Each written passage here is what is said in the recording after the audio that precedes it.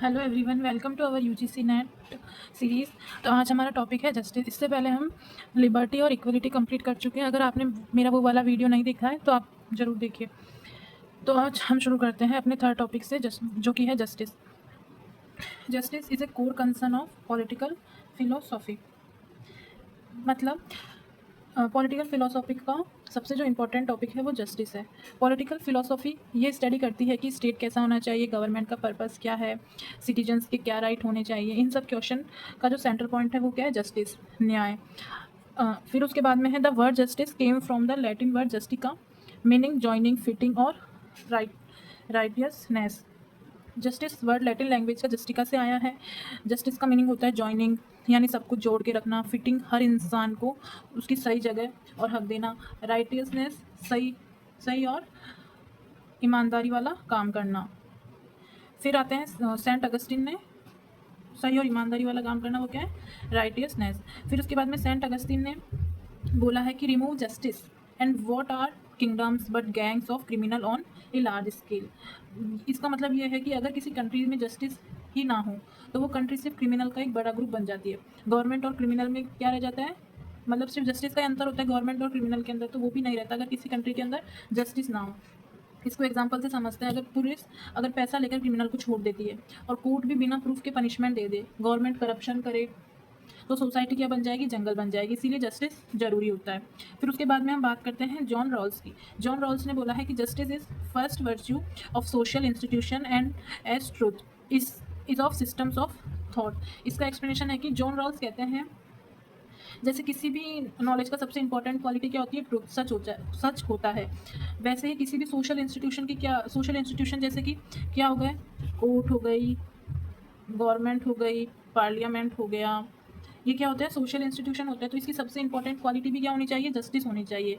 Example की court की कितनी भी बड़ी बिल्डिंग क्यों ना हो, अगर वहाँ जस्टिस ही नहीं मिलता तो उस कोर्ट की कोई वैल्यू नहीं रहती है। अब फिर जस्टिस के अंदर जो सबसे पहले थिंकर आते हैं, जिन्होंने सबसे पहले जस्टिस की बात की थी, वो कौन थे? हमारे प्लेटो। ठीक है, प्लेटो की जो किताब है द रिपब्लिक, ये बुक है प्लेटो की रिपब्लिक, इन्होंने इसके अंदर जस्टिस को एक्सप्लेन किया है। और ये पॉलिटिकल साइंस की सबसे इंपॉर्टेंट बुक मानी गई है। बहुत बार PYQs में भी आ चुकी है ये book. Justice means harmony among the class of among three class of the society. Justice का मतलब प्लेटो के अकॉर्डिंग क्या है? जस्टिस क्या होती है? हार्मनी होती है। ये तीन जो क्लास है, रूलर्स, ऑक्सिलरीज और प्रोड्यूसर, इन तीनों जो ये तीनों क्लास होती है, इसके अंदर क्या होनी चाहिए? हार्मनी होनी चाहिए। वही जस्टिस है प्लेटो के अकॉर्डिंग। तो रूलर्स क्या होता है? ये इंटेलिजेंट लोग होते हैं, इनका काम है कंट्री को रूल करना, जैसे कि आज के समय में प्राइम मिनिस्टर, प्रेसिडेंट और पहले किंग होते थे। ऑक्सिलरीज ये क्या होते हैं? सोल्जर्स होते हैं, और ये पुलिस भी होती है। इनका काम क्या होता है? कंट्री की सिक्योरिटी करना। एग्जाम्पल, पहले तो आर्मी करती थी, अब कौन करती है? पुलिस हो गई, BSF हो गई। फिर क्या आते हैं? प्रोड्यूसर। ये लोग प्रोडक्शन का काम करते हैं। Farmer, teacher, doctor, engineer, shopkeeper, ये सब क्या करते हैं? प्रोड्यूसर का काम। हार्मनी का काम क्या होता है? कि ये सब जो अपना काम किससे करें? ऑनेस्टली करें। तो इसलिए अगर ये ऑनेस्टली काम करेंगे तभी क्या होगा? एक दूसरे काम में कोई इंटरफेयर ना करे, तभी क्या होगा? जस्टिस होगा अकॉर्डिंग टू प्लेटो। प्लेटो ने क्या प्रिंसिपल दिया है? One person, one duty, one class और वन वर्क। यानी कि हर इंसान को वही काम करना चाहिए जिसके लिए वो सबसे सूटेबल है। ये प्लेटो का जस्टिस। जैसे डॉक्टर ऑपरेशन करे, टीचर पढ़ाए, जज डिसीजन ले, और आर्मी क्या करे? प्रोटेक्ट करे। तो जब सब अपना अपना काम करेंगे तभी क्या होगा? जो सोसाइटी वो स्मूथली फंक्शन करेगी। Every individual should perform the duty for which they are best suited. यानी कि हर पर्सन के पास डिफरेंट डिफरेंट टैलेंट होता है, इसलिए हर पर्सन को वही करना चाहिए जिसमें वो एक्सपर्ट हो। तभी सोसाइटी के अंदर क्या होगी? हार्मनी होगी। ठीक है। फिर उसके बाद में दूसरे थिंकर आते हैं एरिस्टोटल। उन्होंने भी जस्टिस के बारे में थ्योरी दी है, और उन्होंने अपनी जो बुक है निकोमेनियन एथिक, ये भी बहुत इंपॉर्टेंट है, बहुत बार MCQs में पूछी, PYQ में आ गई है। उन्होंने इसके अंदर जस्टिस को एक्सप्लेनेशन किया है। जस्टिस के प्लेटो के अकॉर्डिंग हार्मनी था जस्टिस। इसके एरिस्टोटल के थ्योरी के अंदर जस्टिस का मतलब क्या? प्रपोर्शनिएट इक्वलिटी। ठीक है। एरिस्टोटल ने जस्टिस की थ्योरी अपने फेमस बुक में दी है निकोमेनियन एथिक्स। और इसके अकॉर्डिंग क्या जस्टिस का मतलब होता है? सबको इक्वलिटी देना नहीं। जस्टिस का अकॉर्डिंग टू एरिस्टोटल जस्टिस का मतलब ये नहीं होता कि सबको इक्वलिटी दी जाए। जस्टिस का मतलब है कि हर इंसान को उसकी एबिलिटी, मेरिट और कॉन्ट्रीब्यूशन के अकॉर्डिंग इक्वलिटी देना। अब इसी को क्या बोलते हैं? Proportionate equality. यानी कि हर इंसान को उसकी एबिलिटी के अकॉर्डिंग, कॉन्ट्रीब्यूशन के अकॉर्डिंग ही हिस्सा देना। वो क्या होता है? Proportionate equality. जैसे कि एक क्लास के अंदर एक स्टूडेंट को 95 मार्क मिलते हैं और एक को 55 मार्क मिलते हैं। अगर हम दोनों को गोल्ड मेडल नहीं दे सकते। अगर हम दोनों को गोल्ड मेडल देंगे तो ये क्या हो जाएगी? इक्वलिटी हो जाएगी। बट अगर हम केवल ए जो 95 मार्क्स है उसको अगर हम गोल्ड मेडल देंगे तो ये क्या होगा, जस्टिस होगा। ठीक है। फिर उसके बाद में प्लेटो ने बताया कि 3 टाइप ऑफ जस्टिस होते हैं, डिस्ट्रीब्यूटिव जस्टिस, करेक्टिव जस्टिस और रेसिप्रोकल जस्टिस। डिस्ट्रीब्यूटिव जस्टिस यानी क्या होता है, वितरणात्मक न्याय, fair distribution according to merit. Society के रिसोर्सेज क्या क्या होता है, जैसे कि पैसा, जॉब, एजुकेशन, लैंड, ये सब क्या होते हैं, फेयर डिस्ट्रीब्यूट होने चाहिए। अकॉर्डिंग टू मेरिट का मतलब क्या हो गया है यहाँ पे, फेयर डिस्ट्रीब्यूशन हो गया अकॉर्डिंग टू मेरिट, जिसके पास जितनी ज़्यादा योग्यता है। जैसे कि एक फॉर एग्जांपल एक क्लास में 3 स्टूडेंट है, राहुल के मार्क्स आए 95, अमन के 85 और रिया के 75 मार्क्स आए, तो स्कॉलरशिप सबसे पहले राहुल को मिलेगी क्योंकि उसकी मेरिट सबसे ज़्यादा है। ये क्या होता है, डिस्ट्रीब्यूटिव जस्टिस होता है। एग्जाम्पल क्या होगी, गवर्नमेंट आज के सिनेरियो में देखें अगर हम, तो गवर्नमेंट सबसे ज़्यादा स्कॉलरशिप किसको देगी, गरीब को देगी, जिससे उसको आगे पढ़ने का मौका मिल सके। फिर आता है करेक्टिव जस्टिस। करेक्टिव जस्टिस क्या होता है, सुधारात्मक न्याय, करेक्टिव रॉन्ग्स थ्रू लॉ। जब किसी के साथ गलत होता है तो लॉ उस गलती को सुधारने की कोशिश करता है, इसका पर्पस है रॉन्ग को करेक्ट करना। एग्जाम्पल, किसी ने किसी की बाइक चुरा ली, कोर्ट चोर को पनिशमेंट देगा और बाइक ओनर को वापस दिलाएगा, ये क्या होता है, करेक्टिव जस्टिस होता है। रेसिप्रोकल जस्टिस क्या होता है, fair exchange in social and economic life. लोगों के बीच सोशल और इकोनॉमिक ट्रांजेक्शन में फेयरनेस होनी चाहिए। जैसे कि आप एक दुकान से 100 रुपये का सामान खरीदते हो, तो आपको जो 100 रुपये की चीज़ ही वो दे, अगर वो आपको उसमें 95 रुपीज़ की 80 रुपीज़ की चीज़ देता है तो वो क्या होगा, फेयर एक्सचेंज नहीं होगा। फिर उसके बाद में थिंकर आते हैं माइकल वॉल्जर। माइकल वॉल्जर एक कम्युनिटेरियन थिंकर है और इन्होंने अपनी थ्योरी दी है कम्युनिटेरियन थ्योरी, और इनकी जो फेमस किताब है वो क्या है, स्पीयर ऑफ जस्टिस। ये जो जिस पे मैं स्टार मार्क कर रही हूँ, टिक लगा रही हूँ, वो सब क्या इंपॉर्टेंट है। वॉल्जर ने क्या बोला है, justice depend on community value and culture, यानी कि हर सोसाइटी की अपनी वैल्यू होती है, अपने कल्चर होते हैं, इसलिए जस्टिस का मीनिंग भी हर सोसाइटी में अलग अलग हो सकता है। एग्जाम्पल, इंडिया में फैमिली वैल्यू और रिजर्वेशन का कंसेप्ट इंपॉर्टेंट है, जबकि वेस्टर्न कल्चर में ऐसा कुछ इंपॉर्टेंस नहीं है। फिर नेक्स्ट पॉइंट है, different social good should be distributed using different principle. जैसे कि सोशल गुड क्या क्या हो गए, money, education, political power, job, health care. Walzer कहते हैं कि इन सबको एक ही रूल से डिस्ट्रीब्यूट नहीं करना चाहिए। एग्जाम्पल, जॉब हमें कैसे देनी चाहिए, मेरिट के बेसिस पे। मेडिकल ट्रीटमेंट हमें कैसे देनी चाहिए, जो बीमार है उसी को मेडिकल ट्रीटमेंट देंगे। वोटिंग राइट सबको इक्वल देनी चाहिए। तो हर चीज़ के अलग अलग प्रिंसिपल सेट होने चाहिए कि हमें उसको कैसे डिस्ट्रीब्यूट करनी है सोसाइटी के अंदर।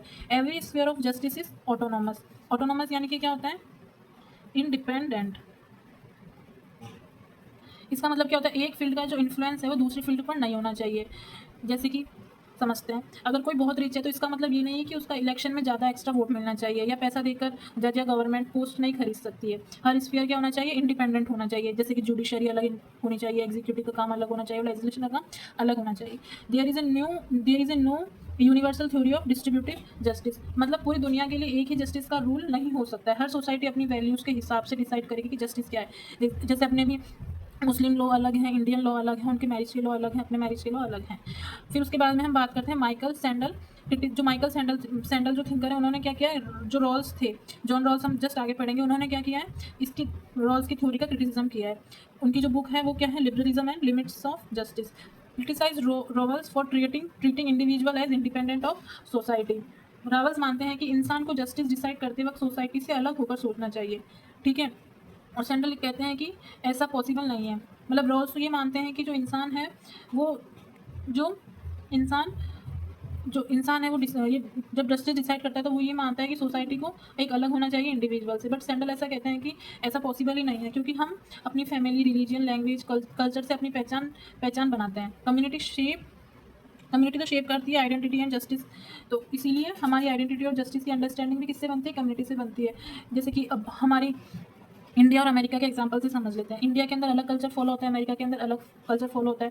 तो इसीलिए उनकी जो जस्टिस का जो मतलब होता है वो भी क्या होता है, अलग अलग होता है दोनों कल्चर के लिए, इंडिया और अमेरिका के अंदर। अब सबसे इंपॉर्टेंट कॉन्सेप्ट है फेमिनिस्ट वाला आजकल एग्जाम में, क्योंकि न्यू थ्योरी है तो जो भी एग्जामिनर है वो इस पर ज़्यादा फोकस करता है। Feminist argue that traditional theory of justice ignored woman gender equality. Feminist कहते हैं कि पुरानी जो जस्टिस थ्योरी है उनमें सिर्फ क्या था, वो सिर्फ किससे बनी हुई थी, मैन पर्सपेक्टिव से बनी थी। वो सिर्फ जो मेल थे उसको देख के ही वो बनी थी। वुमेन की प्रॉब्लम और जेंडर इनइक्वलिटी को हमेशा से इग्नोर किया गया है। जैसे कि मैं तुम्हें समझाती हूँ, अगर एक वुमेन घर का सारा अनपेड वर्क करती है, कुकिंग करती है, साफ सफाई करती है, बच्चों की देखभाल करती है, तो उसकी जो मेहनत है उसकी वैल्यू ही नहीं दी जाती है उनको। तो ये क्या हो गया, इनजस्टिस हो गया। तो फेमिनिस्ट कहते हैं कि जस्टिस तभी होगा जब मैन और वुमेन को इक्वल राइट्स मिले, इक्वल अपॉर्चुनिटीज़ मिले, इक्वल पे मिले, डोमेस्टिक वर्क को भी इक्वल इंपॉर्टेंस मिले, जेंडर डिस्क्रिमिनेशन तभी खत्म होगा। फेमिनिस्ट को मेन प्रॉब्लम किस बात से थी? फेमिनिस्ट को मेन प्रॉब्लम इस बात से थी कि जो पुराने जो फिलोसोफर थे, अभी हमने पढ़ा प्लेटो, एरिस्टोटल, रॉल्स, लॉक, ये सब जस्टिस की बात करते हैं, लेकिन उनका ज़्यादा ध्यान किस पे? स्टेट पे है, गवर्नमेंट पे है, पब्लिक लाइफ पे है। उन्होंने कभी नहीं देखा कि घर के अंदर भी तो इनजस्टिस होता है, स्पेशली वुमेन्स के साथ में। इसलिए फेमिनिस्ट ने कहा, क्या कहा कि जस्टिस सिर्फ कोर्ट और गवर्नमेंट तक लिमिटेड नहीं होना चाहिए, फैमिली के अंदर भी जस्टिस होना चाहिए। एग्जाम्पल मान लो, एक फैमिली में 2 बच्चे हैं, एक बेटा और एक बेटी। बेटी को अच्छे स्कूल में पढ़ाया जाता है, बेटी को बोला जाता है तुम घर के काम करो। गवर्नमेंट ने तो दोनों को एजुकेशन का राइट दिया है, लेकिन फैमिली के अंदर इनजस्टिस हो गया। इसलिए फेमिनिस्ट बोलते हैं कि जस्टिस की शुरुआत फैमिली से होनी चाहिए। जस्टिस पब्लिक स्फीयर में भी होना चाहिए और प्राइवेट स्फीयर में भी जस्टिस होना चाहिए। फिर इसकी जो पहली थिंकर है वो क्या है? Susan Moller okay. इनकी जो बुक है वो क्या है? Justice, gender and the family. Okin का मानना था कि अगर सोसाइटी को जस्ट बनाना है तो सबसे पहले फैमिली को जस्ट बनाना पड़ेगा। ठीक है, उन्होंने क्या किया है? जेंडर को ऐड किया है to the concept of justice. पहले जस्टिस का मतलब क्या होता था? सिर्फ लिबर्टी देना, इक्वलिटी देना, ये इतनी बात होती थी। ऑकिन ने क्या बोला? जेंडर इक्वलिटी भी जस्टिस का बहुत इंपॉर्टेंट पार्ट है। अगर ऑफिस के अंदर किसी लड़के को काम करने पर 50,000 और लड़की को 35,000 रुपये मिल रहे हैं सेम काम करने के लिए, तो वो कहाँ से जस्टिस हुआ? वो तो क्या हो जाएगा? इनजस्टिस हो जाएगा। तो इन्होंने जेंडर ऐड किया है जस्टिस के अंदर कि जेंडर के बेसिस पे भी जस्टिस होना चाहिए। Family is the basic unit of justice. Okin कहती है कि जस्टिस सिर्फ पार्लियामेंट या कोर्ट में ही नहीं होना चाहिए, फैमिली के अंदर भी क्या होना चाहिए? जस्टिस होना चाहिए। तो सबसे बेसिक पार्ट है जस्टिस का। अगर घर में डिसीजन लेना सिर्फ मेल ही लेंगे, तो जो मदर होंगी और जो सिस्टर होंगी, तो उनके जो ओपिनियन है उनकी तो वैल्यू नहीं की जा रही है फैमिली के अंदर, तो ये भी क्या हो गया? जस्टिस हो गया। Gender equality begin in the family through the socialization and fix gender role. इसका मतलब बेस्ट एग्जाम्पल यही है कि जो जो जेंडर इक्वलिटी है वो बचपन से ही ना शुरू हो जाती है। जैसे कि लड़की को सिखाया जाता है तुम बचपन से कि तुम घर के काम करो, लड़की को सिखाया जाता है तुम करियर बनाओ, पैसा कमाओ। ये इस प्रोसेस को हम क्या कहते हैं? सोशलाइजेशन कहते हैं। ठीक है, ऑकिन बोलती है इसी वजह से क्या होती है? इनइक्वलिटी पैदा होती है कि हमने जो जेंडर के रोल है वो फिक्स कर दिए। फीमेल्स को बोला तुम घर के काम करो, और मेल्स को क्या बोला तुम तो बाहर कमाओ, तुम्हें करियर बनाना है। फिर criticism of public private divide. उन्होंने जो ये पब्लिक और प्राइवेट डिवाइड था इसको क्रिटिसिज्म किया, क्योंकि जस्टिस क्या होता है? फैमिली के अंदर भी तो होता है ना। Criticize liberals for excluding women from the social contract. इन्होंने जो लिबरल्स थे, उन्होंने लिबरल्स थे जो लिबरल थिंकर थे, जो इक्विटी की बात करते हैं और वो वुमेन्स को इक्वल पोजीशन भी नहीं देते हैं, तो उन्होंने सुसैन ने उनका बहुत ज़्यादा क्रिटिसिज्म किया है। कैरोल पेटमैन की बुक है द सेक्सुअल कॉन्ट्रैक्ट। ये किताब बहुत इंपॉर्टेंट है। Criticize the liberal social contract theory. इन्होंने भी same social contract theory liberal का क्रिटिसिज्म किया। इन्होंने बोला behind the social contract lies a social contract that keeps women subordinate. उनका ये मानना था, ये बहुत इंपॉर्टेंट है समझने के लिए, उनका ये मानना था कि जो उन्होंने कहा कि हर सोशल कॉन्ट्रैक्ट के पीछे क्या होता है? एक सेक्सुअल कॉन्ट्रैक्ट छुपा होता है। मतलब सोसाइटी के अंदर मोस्टली पावर मैन के पास होती है, हमेशा वुमेन्स उसके नीचे रहती है। एग्जाम्पल, शादी के बाद अगर हस्बैंड जॉब करे और वाइफ से एक्सपेक्ट किया जाए कि वो सिर्फ घर संभाले बिना उसकी चॉइस के, ये क्या हो जाता है? साथ ही साथ में एक हिडन सेक्सुअल कॉन्ट्रैक्ट हो जाता है। पेटमैन बोलती है कि इक्विलिटी है ही नहीं, फ्रीडम वर्सेस सब ऑर्डिनेट के इशू को उन्होंने हाईलाइट किया। मतलब इनका मानना ये था कि सिर्फ मैन की फ्रीडम की बात ही नहीं होनी चाहिए, वुमेन्स को भी इक्वल फ्रीडम मिलनी चाहिए। फिर उसके बाद में थिंकर है कैरोल, उनकी किताब का नाम है ये इन ए डिफरेंट वॉइस। उन्होंने किसको अप्रोचेस मॉरलिटी को उन्होंने अप्रोच बताया। जस्टिस किस पे बेस्ड होता है? मॉरलिटी पे। ये रूल्स लॉ को फॉलो करती है, सबके लिए क्या होना चाहिए? सेम होना चाहिए। एग्जांपल, स्कूल का रूल है कि लेट आने वाले स्टूडेंट को पनिशमेंट मिलेगी, 2 स्टूडेंट लेट आए दोनों को पनिशमेंट मिल गई। ये क्या है? जस्टिस अप्रोच है। और दूसरी क्या है? Care based approach. ये रिलेशनशिप और सिचुएशनशिप को देखता है। यानी कि एक स्टूडेंट हॉस्पिटल में अपनी मदर को देखने गया था, इसलिए उसको लेट हुआ। अब टीचर उसकी सिचुएशन को समझकर पनिशमेंट ना दे, ये केयर अप्रोच होती है। केयर के बेसिस पे क्या किया गया? हमने जस्टिस किया गया। ये कहती है कि सिर्फ रूल्स ही इंपॉर्टेंट नहीं होते, इंसान की इमोशंस, केयर, रिलेशनशिप, रिस्पॉन्सिबिलिटी, ये क्या होती है? सब इंपॉर्टेंट होती है। ठीक है, फिर उसके बाद हमें John Rawls, justice as fairness. इन्होंने जस्टिस एज फेयरनेस बुक लिखी। मतलब हर इंसान के साथ क्या होना चाहिए? फेयर ट्रीटमेंट होना चाहिए। इस रॉल्स का क्या गोल था? लिबर्टी भी रहे, इक्वलिटी भी रहे, दोनों में क्या होना चाहिए? बैलेंस होना चाहिए। इनकी जो थ्योरी है nature of Rawls theory, procedure theory of justice. जो रोल है वो कहते हैं कि है ना, अगर प्रोसेस भी फेयर होगा तो रिजल्ट भी क्या होगा? फेयर आएगा। जैसे अगर हम एग्जाम अच्छे से कंडक्ट कराएंगे बिना चीटिंग किए, तो क्या होगा? रिजल्ट भी क्या होगा? फेयर आएगा। Deontological theory, right is prior to good. यानी कि राइट इज मतलब गलत तरीके से अच्छा रिजल्ट नहीं ला सकते। अगर किसी ने चीटिंग करके फर्स्ट रैंक ले ली तो क्या होगा, रिजल्ट भी अच्छा आएगा, लेकिन मेथड गलत था, इसीलिए वो इसको जस्टिस नहीं मानते। इन्होंने सोशल इंस्टीट्यूशन पे ज़्यादा फोकस किया, इंडिविजुअल पे फोकस नहीं किया रॉल्स ने। Justice is the first virtue of social, ये इनका कहना था। जस्टिस क्या एक पहला वर्च्यू है सोशल इंस्टीट्यूशन का।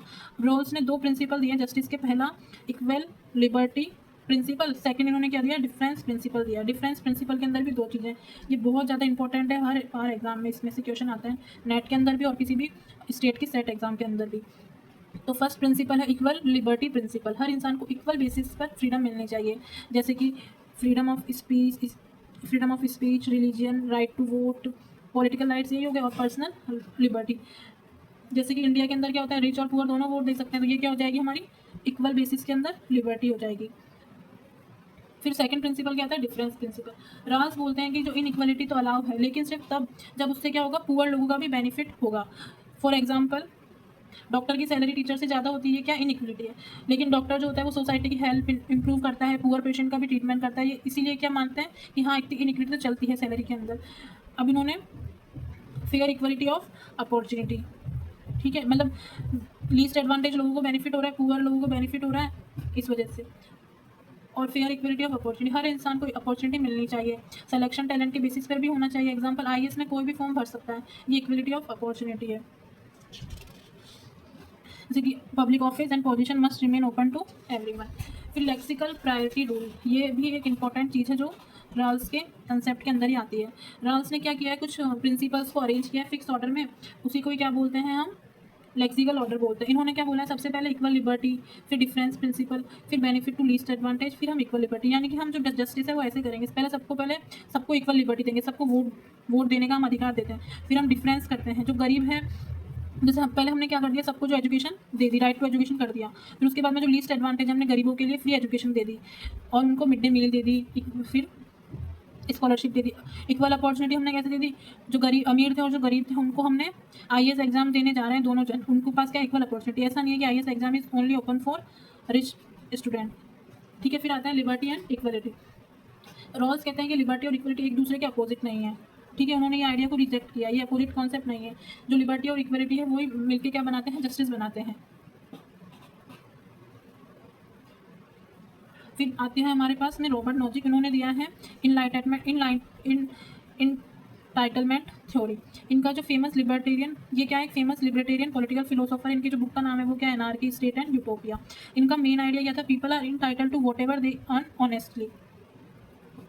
यानी कि जो भी इंसान जो भी चीज़ें वो कमा रहा है ऑनेस्टली, उनको वो पूरा लेने का अधिकार है, स्टेट कुछ भी इसके अंदर इंटरफेयर नहीं करेगी। देयरफॉर जो नॉजिक है वो मिनिमल स्टेट को बहुत ज़्यादा सपोर्ट करता है, और स्टेट को क्या बोलते हैं, तुम केवल सिर्फ नाइट वॉचमैन हो।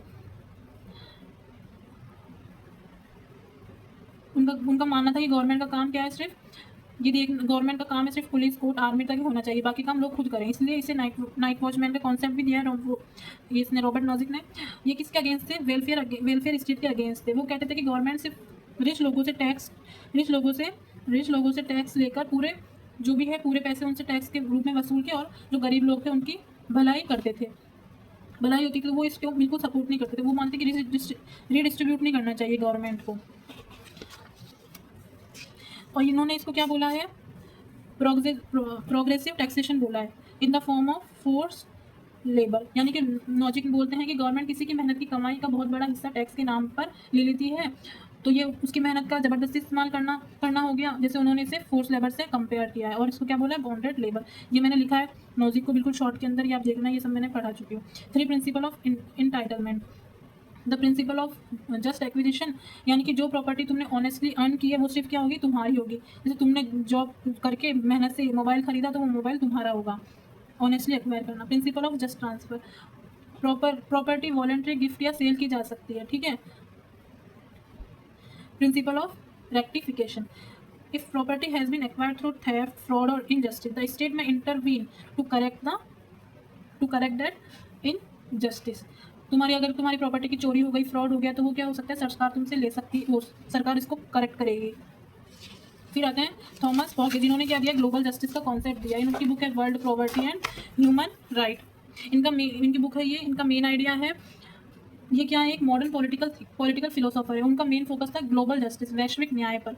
उनका जो मेन आइडिया था वो क्या था कि जो गरीब है सिर्फ किसी देश की अपनी, अगर कोई देश गरीब है तो ये उसकी गलती नहीं है, अपनी गलती की वजह से वो गरीब नहीं होता है, बल्कि जो दुनिया है, जो क्या है, ग्लोबल इकोनॉमिक सिस्टम है, तो वो भी प्रॉपर्टी के लिए क्या है, रिस्पॉन्सिबल है। एग्जाम्पल, अगर मान लो कि अफ्रीका है, क्या है, एक पुअर कंट्री है, उस कंट्री के पास नेचुरल रिसोर्सेज है, ऑयल है, मिनरल है, लेकिन डेवलप कंट्री और मल्टीनेशनल कंपनी उन रिसोर्सेज का ज़्यादा प्रॉफिट कमा लेती है, पुअर कंट्री को बहुत कम बेनिफिट मिलता है। जैसे कि रिजल्ट क्या होता है, जो रिच कंट्री है वो और रिच होती जाती है, पुअर कंट्री और पुअर होती जाती है। इसलिए जो पोगे कहते हैं कि जो पॉवर्टी का जो मेन रीज़न है वो सिर्फ उस कंट्री की गवर्नमेंट नहीं होती है, बल्कि क्या होता है, पूरा ग्लोबल सिस्टम उसके लिए क्या होता है, रिस्पॉन्सिबल होता है। तो ये रिस्पॉन्सिबिलिटी ऑफ रिच कंट्री है कि वो पॉवर्टी को कम करे। ये रिच कंट्री की क्या है, मोरल रिस्पॉन्सिबिलिटी है कि वो पुअर कंट्री की हेल्प करे। ये सिर्फ चैरिटी नहीं बल्कि जस्टिस का भी मैटर है। अगर डेवलप कंट्री पॉल्यूशन ज़्यादा कर रही है और क्लाइमेट चेंज की वजह से पुअर कंट्री को नुकसान हो रहा है, तो रिच कंट्री को भी उनकी हेल्प करनी चाहिए। और उन्होंने क्या सजेस्ट किया है, ग्लोबल रिसोर्सेज डिविडेंड, GRD। ये भी एग्जाम में पूछ सकते हैं। ये पोगे का बहुत फेमस आइडिया। वो कहते हैं कि जो कंट्री नेचुरल रिसोर्सेज जैसे ऑयल, गैस, मिनरल यूज़ करती है, उन्हें उसका एक छोटा सा हिस्सा ग्लोबल फंड में देना चाहिए। उस फंड का यूज़ पुअर कंट्री की पॉवर्टी खत्म करने के लिए होना चाहिए। एग्जाम्पल, जैसे मान लो सऊदी अरेबिया जो है देश है, वो ऑयल बेचकर बहुत पैसा कमा रहा है, तो ये बोलते हैं कि अगर थोड़ा सा वो प्रॉफिट, उसका जो भी उसको प्रॉफिट मिलता है तेल बेचकर, वो थोड़ा सा हिस्सा पुअर कंट्रीज़ की डेवलपमेंट के लिए रख लें, तो क्या हो जाएगा, ग्लोबल जस्टिस हो जाएगा, उनकी जो गरीबी है वो ख़त्म हो सकती है। फिर उसके बाद में है अमर्त्य सेन। अमर्त्य सेन ने बोला है, उन्होंने क्या दिया, थ्योरी ऑफ जस्टिस दी है। उनकी जो बुक का नाम है वो क्या है, द आइडिया ऑफ जस्टिस। इन्होंने जो रॉल्स हैं उसको बहुत क्रिटिसाइज़ किया है। उन्होंने बोला कि पर रॉल्स क्या बोलते हैं, पहले परफेक्ट इंस्टीट्यूशन बनाओ, फिर ही जस्टिस मिलेगा। तो सेन क्या बोलती है कि परफेक्ट जस्टिस कभी पॉसिबल ही नहीं होगा, इसलिए परफेक्ट सोसाइटी के बारे में सोचने के बजाय हम रियल प्रॉब्लम सॉल्व करनी चाहिए।